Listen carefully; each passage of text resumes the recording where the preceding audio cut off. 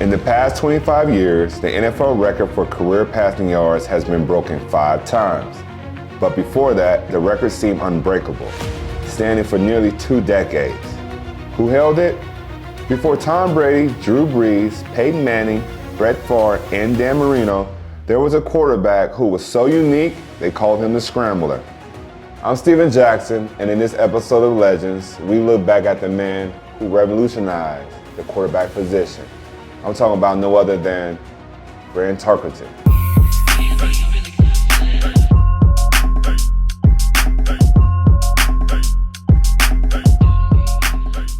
Francis Asbury Tarkenton was born February 3rd, 1940, Richmond, Virginia, but his family would eventually relocate to Athens, Georgia. He was a 3-sport star in high school, earning all-state honors in baseball, basketball, and football. But he was at his best on the gridiron, where he started at Athens High and led the school to a state championship. Colleges and universities from all over the country came calling. In Fran's heart, there was only one place he wanted to play. Tarkenton enrolled at the University of Georgia in 1957.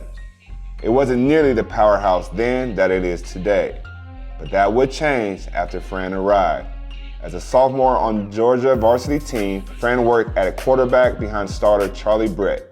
In limited opportunities, Tarkenton showed what he was capable of, famously running onto the field and leading Georgia on a 95-yard touchdown drive in a game against Texas. As a junior, Fran finally took over at quarterback. He pushed the Bulldogs to a 10-1 record and their first SEC championship in more than a decade. Georgia went on to the Orange Bowl, where they topped Missouri for their first bowl win since 1946 Sugar Bowl. Even though Fran had a standout career at Georgia, people wondered whether his playing style would translate to the pros. In the NFL draft, he was the first pick in the 3rd round, selected number 29 overall by the expansion Minnesota Vikings. In 1961 season opener at Chicago, Tarkenton took over for George Shaw and led the Vikings to a 37-13 victory. He became the first player ever to throw for 4 touchdowns in his NFL debut. Minnesota won just 2 more times the rest of the season, finishing 3-11. Fran still had a very strong rookie season. He finished runner-up for the Rookie of the Year behind Mike Ditka. Over the next few seasons, Fran settled in as the starting quarterback of the Minnesota Vikings. While posting strong passing numbers, he established himself as the NFL legitimate dual-threat quarterback. He earned the nickname the Scrambler for his ability to evade pass rushers and extend plays. In 1964, Fran's 4th season, the Vikings turned things around, posting their first winning season in franchise history. Tarkenton threw for over 2,500 yards and tied a career high with 22 touchdown passes. He added 330 yards and a pair of touchdowns on the ground and was selected to the Pro Bowl for the first time in his career. That was the ceiling for the Vikings of that era. After the 1966 season, Minnesota traded Fran to the New York Giants. The Giants built their offense around Fran and watched them flourish. Coming off a 1-season win in 1966, New York won 6 more games just having Fran under center. Fran spent 5 more seasons with the New York Giants, but following that 1971 season, the Giants decided to move on from Tarkenton, trading the 6-time Pro Bowler back to Minnesota. This time, Minnesota was ready for him. During the 6 seasons Fran was gone, Vikings have built one of the most formidable defenses in football, known as the Purple People Eaters. They made the trade for Tarkenton, hoping to put the franchise over the hump. Starting in 1973, it did. With Fran at quarterback, the Vikings soared, winning their first 8 games of the season on their way to a mark of 12-2.